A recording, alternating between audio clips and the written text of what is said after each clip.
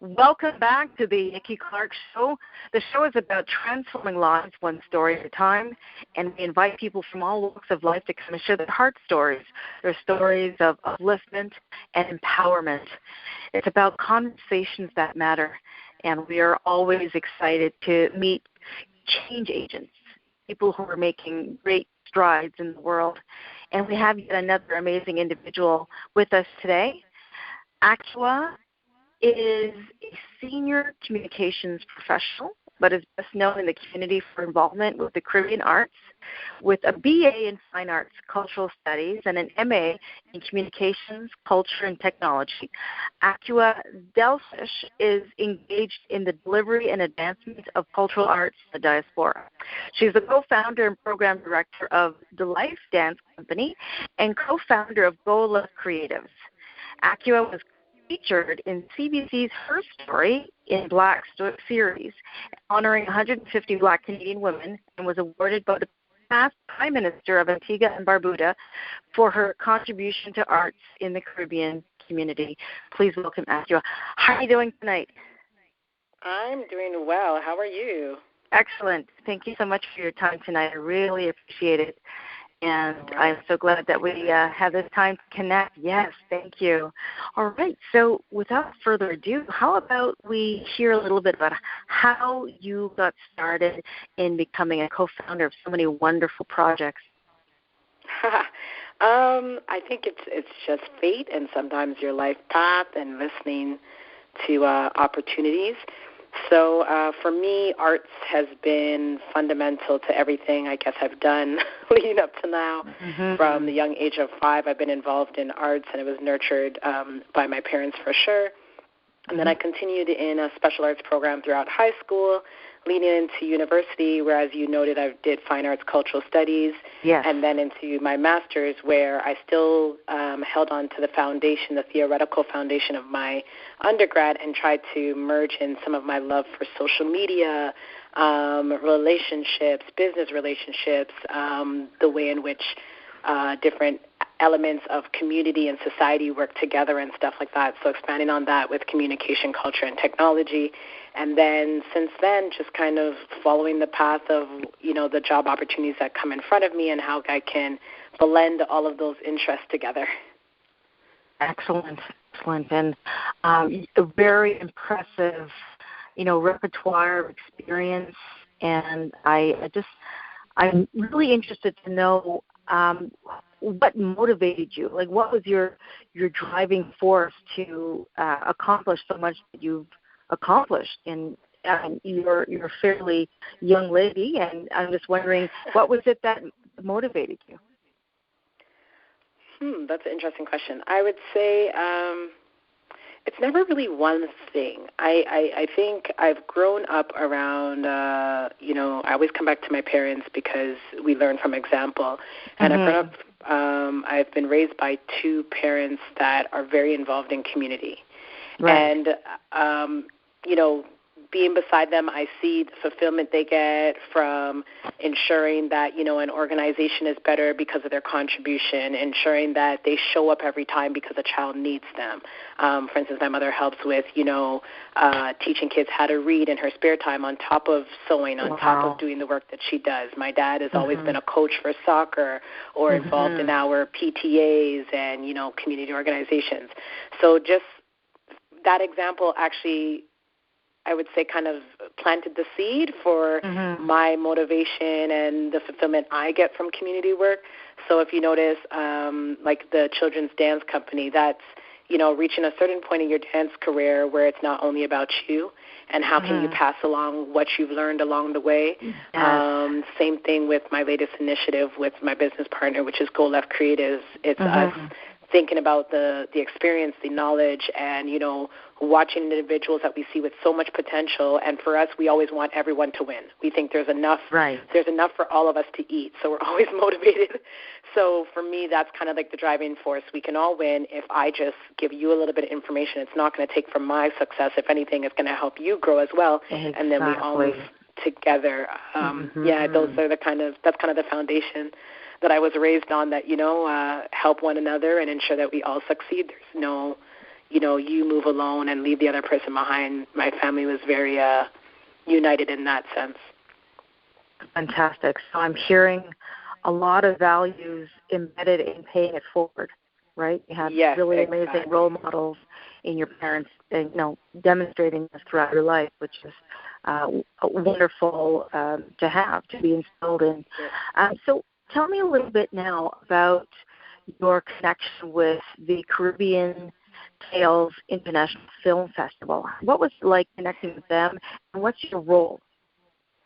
So right now I am the Festival Marketing and Outreach Manager for the 2020 Caribbean Tales International Film Festival.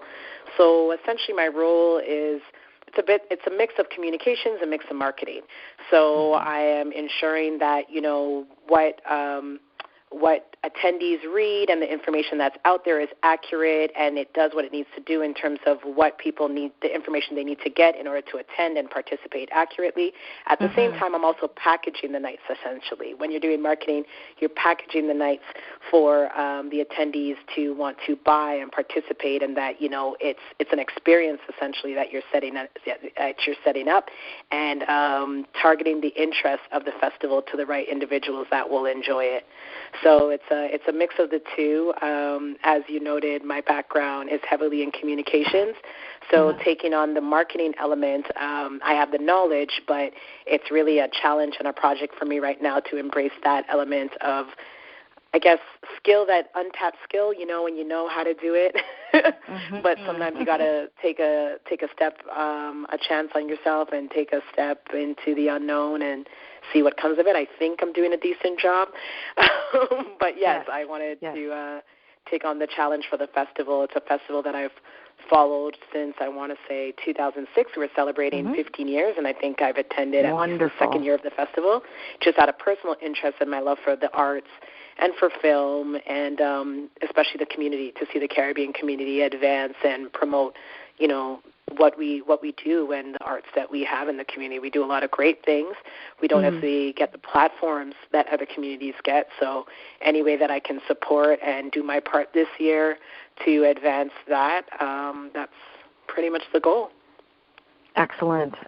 Yes, I am so excited because this year I'm co-presenting September 30th, Sounds of the Caribbean film, which is really amazing. And just like you shared, Akua, I'm so very passionate about being a member of the Caribbean community as a Jamaican-born, and also just loving music and just celebrating the culture through that expression of music and movement is very exciting for me. So can you tell us how people can, connect with the film festival, whether they want to buy a ticket or maybe even volunteer?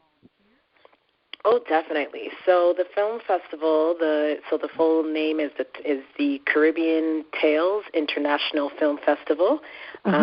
All the information is available on the website, which is www.caribbeantalesfestival.com. The festival, the 2020 festival, will run from September 9th, which is less than 10 days away, September 9th until October 2nd. We have 9 festival nights in total, with 9 themes, ranging from our opening night, which is the Trini and Me, to Truth to Power. We have a red and white comedy night.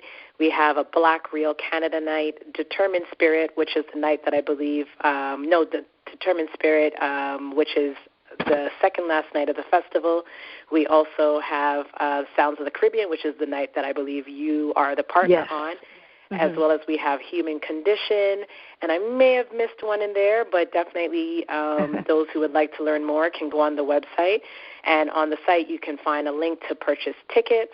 Yes, all the information is there. You can also follow us on Instagram at Caribbean Tales. We're also on Twitter at the same extension with an underscore, and we are on Facebook, which is the perfect space to participate in any of our pre-festival discussions and view some of the content that we have leading up to the festival. Wonderful. I'm really looking forward to that.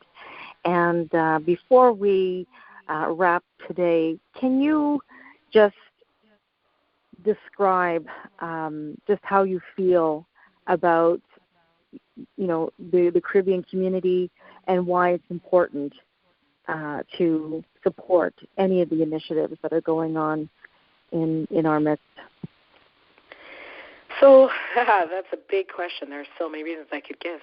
I am very big on creating spaces for marginalized voices.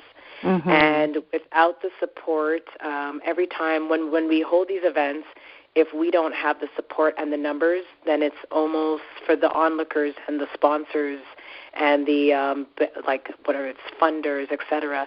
If they don't see the interest, they think the voices are not of. There's no. It kind of matches with how people understand the importance of the voices.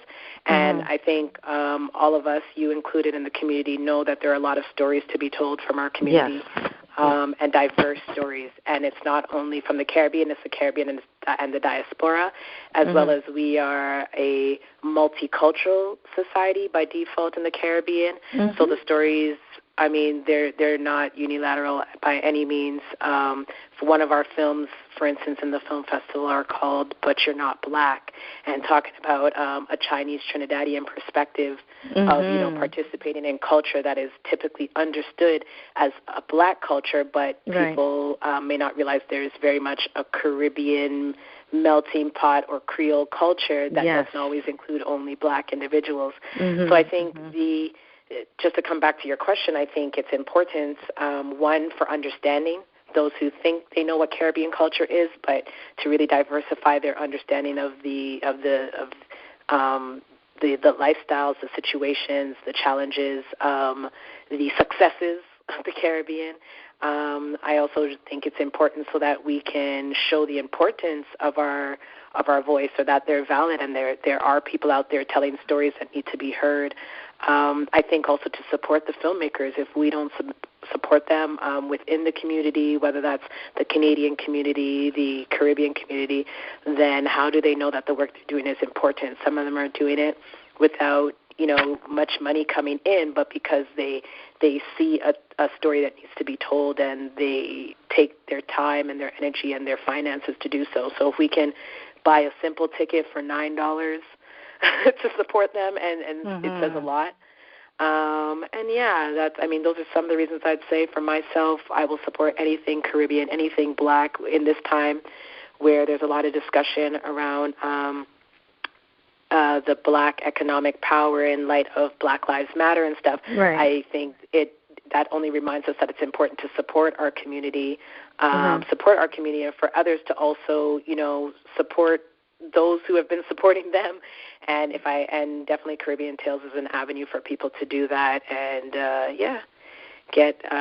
create a space for black voices, and put some money in their pockets. Why not? I absolutely love that. Thank you so much. Akua Delfish, she is the Festival Marketing and Outreach Manager for CTFF, which is Caribbean Tales International Film Festival. It's kicking off again. What date, Akua? That is September 9th to October 2nd. And it's happening virtually. It's a virtual cinema fair, so everything will be online. We may have an event in person, but nothing's confirmed yet. It definitely will be a social distance scenario if so, but right now all the events will be happening online, and people can go on www.caribbeantalesfestival.com for all of their information. Excellent.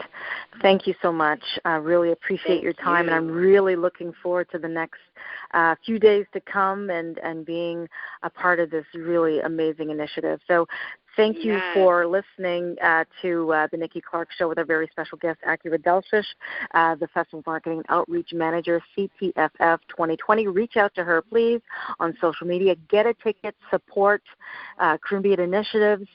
Please get out there. amplify your voice and support. We really need that. So I just want to wish you all the best, Akua. I really congratulate everything that has happened in 15 years. That is a milestone. So I am so happy. Happy birthday to Caribbean Tales, and I wish you another 15 more. So I will definitely be with you. You've been listening to the Nikki Clarke Show. And the show is on Thursday at 11 a.m. on John Doe Radio. So please check in for your weekly inspiration. Akua, really appreciate it. All the best. Thanks very much. Thank you. Ready, set, 50, and I hope to see you soon. Okay. Bye for now. Take care. Bye-bye.